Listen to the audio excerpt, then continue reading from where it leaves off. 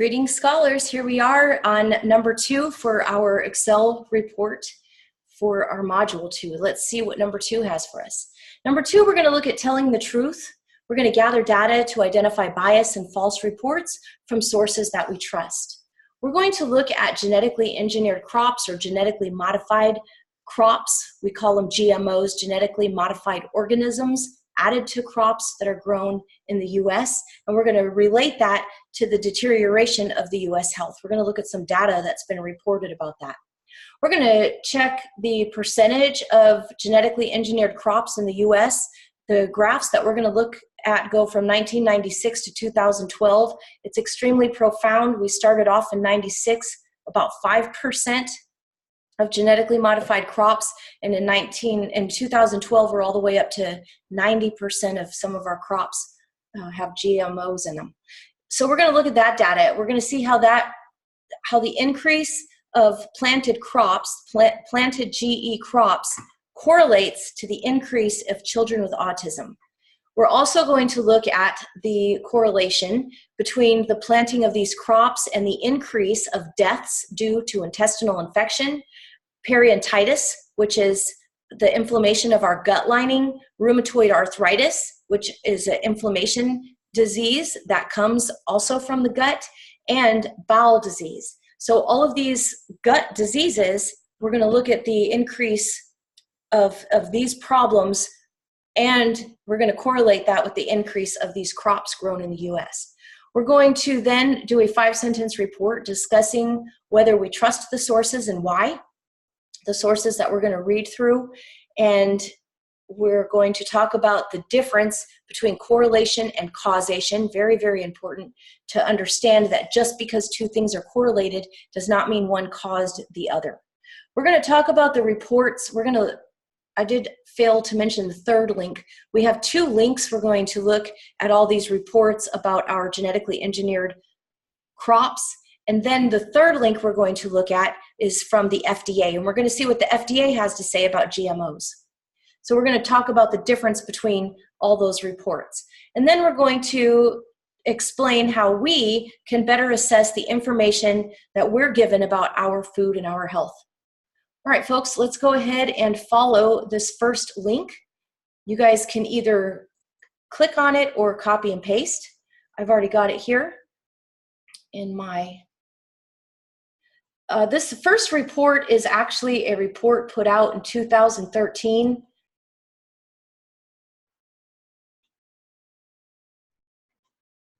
In Washington, put out by the Seattle Examiner. So you guys can always look at your sources and see how you feel about them. Are they peer-reviewed?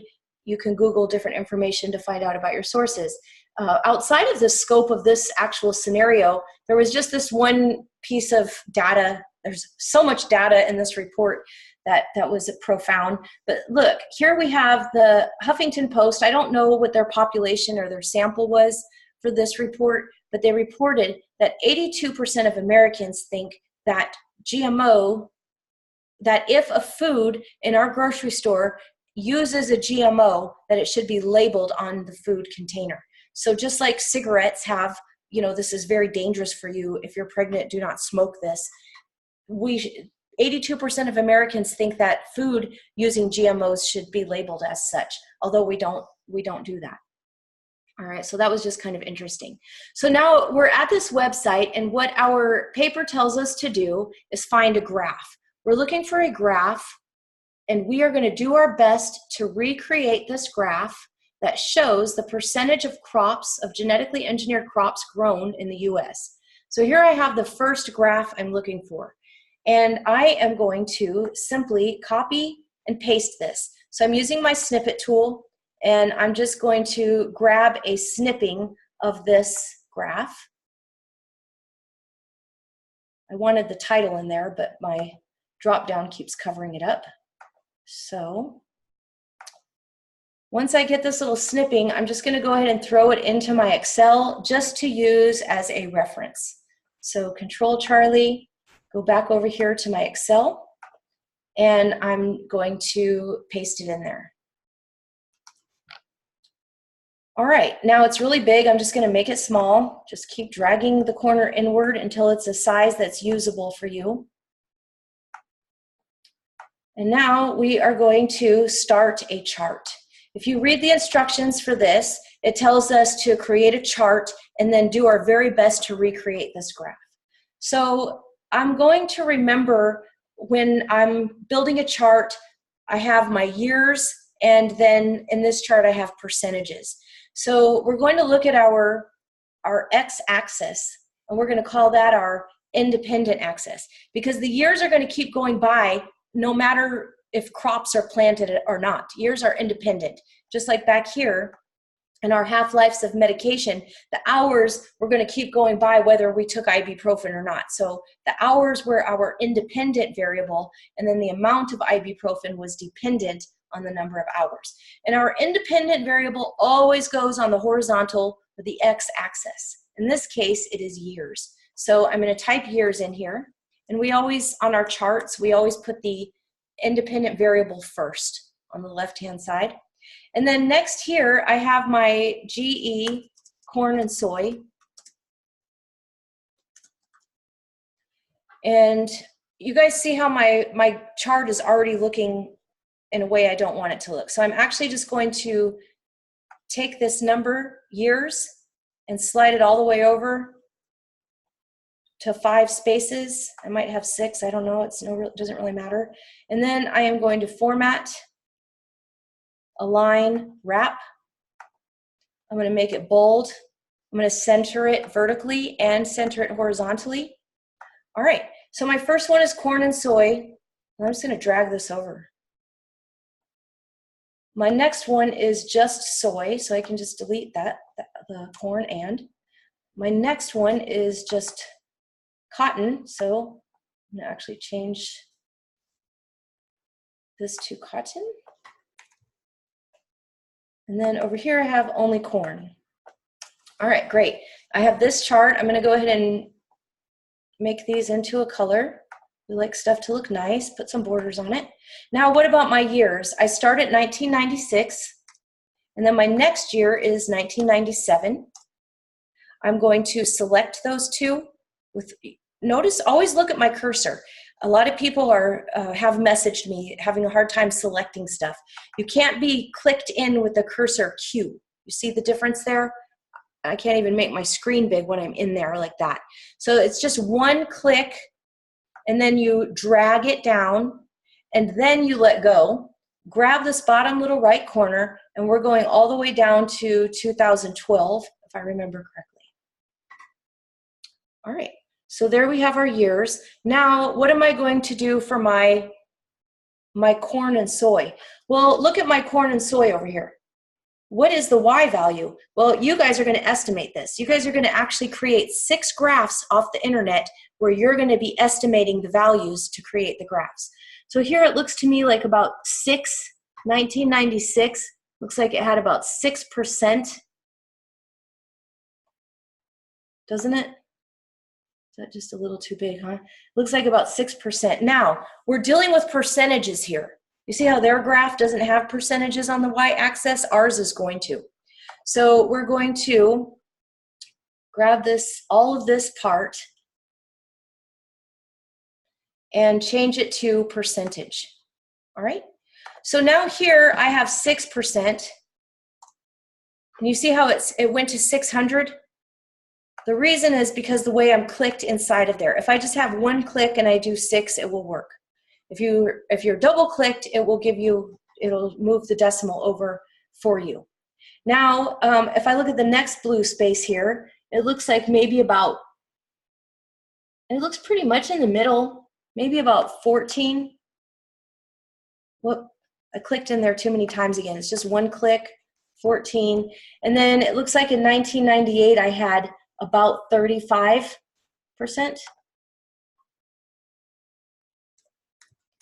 All right, so you guys are going to build this whole chart. You're going to fill in all of these values. And then you are going to, let me show you. Once you have all that done, you're going to delete this graph. This graph is going to be gone because you're going to insert your own beautiful graph. And I kind of did this already. I did mine. I'm on a lot of these for this Excel report, I am going to type the wrong values into my charts because I want to show you how to do some of the stuff, but I don't want you copying my data. I want you to get off my video, go to the website, and actually build these charts yourself by estimating the values that you think they are. So here, I've just put the chart in kind of backwards just to give you guys an idea. Once you select your data, let me delete this chart. You select your data, but of course you guys are going to have four, you're going to have corn and soy, cotton, and corn. And then when you select all 5 of your columns, you're going to insert a scatter plot with markers. You see that? And this one started my x-axis at 1994. I can leave it like that. It's no big deal. When I double click here, if I want to change my minimum from 1994 to 1996, of course I can do that. So you guys experiment around, change things to be how you want it to look. Also, you can see these are not recorded in percentages, but if I did put it in percent, of course this is going to be way too big because it moves the decimal over. You can see how it then records percentage on my chart. All right, so you guys are going to use the data from this chart that was just right here, and you're going to create your own chart just like it. All right, let's go back to our page here and see what's next. The next chart we're going to create is the number of children with autism served by IDEA. So let's go back to our web page and have a look at that. So I'm going to scroll. This chart is actually kind of far down here, so I'm going to just keep scrolling. And you guys will too. I hope you guys look at some of this data, read this stuff. Seriously, it's really good information. And even if you don't believe this report and you believe the FDA, then at least you know what other people are thinking, what other people may or may not believe. Either way, it broadens your perspective. If you believe this data or you believe the FDA, either way, you're getting valuable information. All right, so here we go. Hopefully we're getting close. Here it is. Here we have the number of children with autism served by IDEA. We see that those are the bars reported, the number of children with autism, and then the red line is our number of crops grown in the US with genetically modified organisms. So again, guys, we can look at this graph. We can say that this is correlated. It is strongly correlated, but we cannot say it's a cause. We can't say that just because we have correlation that the crops are causing the autism, nor can we say that the autism is causing people to plant the crops. We can just look at the data and say that it's positively correlated.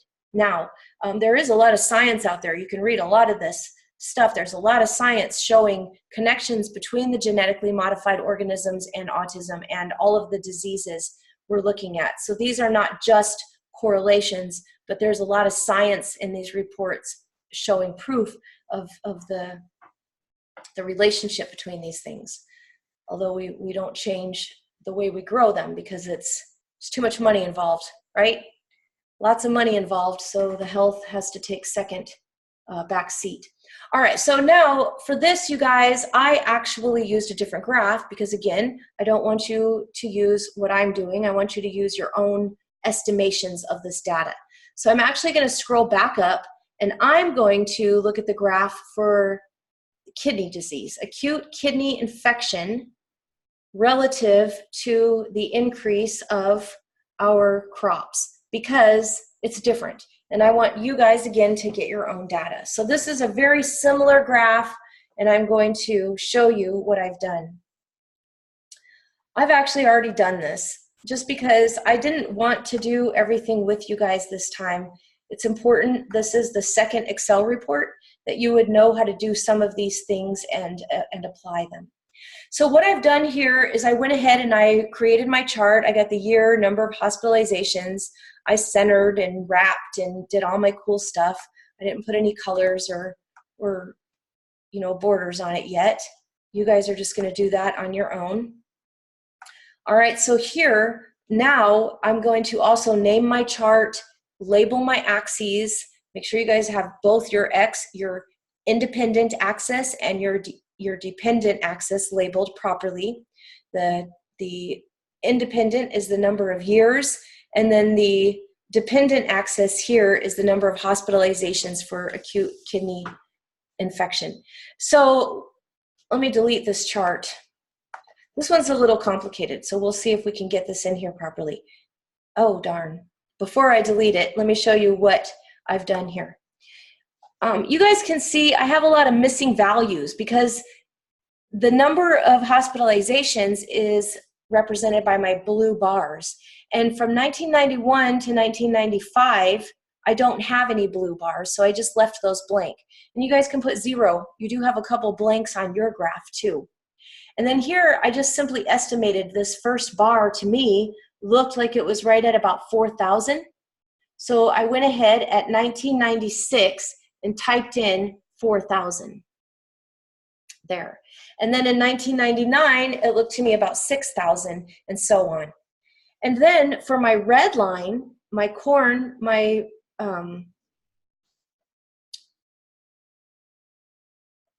hold on. So my glyphosate, I think it's glyphosate. I couldn't find glyphosate on the internet. When I tried to see how to pronounce this, I just found glyphosate. So possibly the website has it wrong, or it's a more scientific name that I can't find on the internet.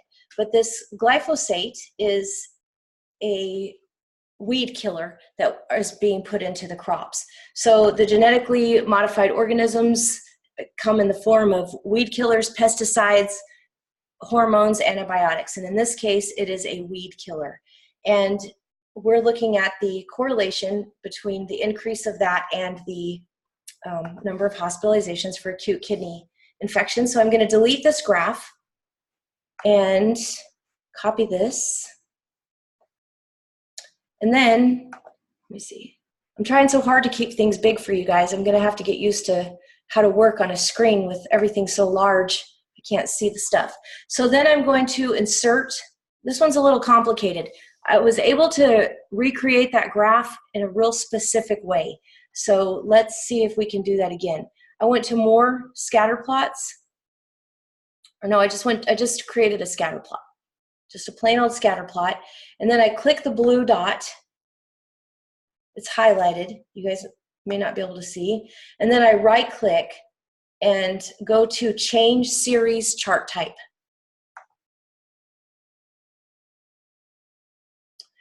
And then where it says number of hospitalizations, I'm going to click that little drop down menu and scroll up until I see a bar graph. And I'm going to put the bar graph in.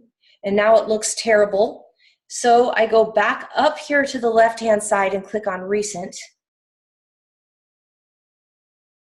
And then I go down to combo. I know, crazy, huh? But if you Google stuff, you could figure out how to do it. So that's how you do that one. You probably have to rewind that and watch it. But look at the beautiful chart I got. Yay. Give it some axes titles, give it a chart title, and now here you have a graph that you created. Of course, mine's different than yours is going to be. All right, let's go ahead and have a look at what's next on our report. Now, you guys are going to go to another web link. You're going to follow this link, and you're going to look at 4 other graphs. These graphs are not so clear and easy to see. These graphs are not great visual representations. So here on this page, we're going to see a lot of the same data, a lot of the reports, totally different sources in some cases, but the same information. A lot of science reported here. A lot of really good, useful graphs and information. We're going to start with this graph, deaths due to intestinal infection. You guys are going to recreate this graph exactly the same way as you did the one that we just talked about. The good thing about this one is that the the trend line, or not the trend line, but the line representing the crop growth is the same for all 4 of these graphs. So you only have to collect that data once, and then you can start pasting it into your report, you know, to each additional graph. So you guys are going to do deaths of intestinal infection. That's the red bars, and then the line is the crops again. Here we're going to look at the increase of periodontitis, like I said, the inflammation of the gut lining. Correlation, not causation, remember? And then we are going to look at these last 2, rheumatoid arthritis and bowel disease. So you guys are going to actually recreate all 4 of these graphs. Some of the information is kind of hard to read. You see it's blurry, it wasn't transferred well, so you may have to read some of the words in order to find out what that says. So once you guys recreate those 4 graphs, 6 altogether, 2 from the first web page, 4 from the second web page, then you're going to come over here. Hold on just a second. All right, then we're going to look at this web page from the FDA, and we're going to see what the FDA has to say about genetically modified organisms in our food. They actually say there's nothing wrong with it and it's perfectly safe. So that's I think that's very scary. So we're going to have those 3 websites. Let's just go back to our page here, and we're going to discuss a 5-sentence summary about whether we trust the sources, and I know I've already gone over this list twice. Discuss the sources, the difference between correlation and causation, tell us about the reports from the crops grown and the deterioration of our health. Also talk about the difference between the 2 reports and the FDA's report, and then explain how we can better assess the information that we are given about our food and nutrition. All right, guys, that is going to end up Roundup. We're talking about actually that pesticide, and the weed killer that we're talking about in this video is actually Roundup. You'll see that in the document if you read through it. So we have wrapped up our number 2 scenario, and we're ready to move on to number 3. So I will see you there.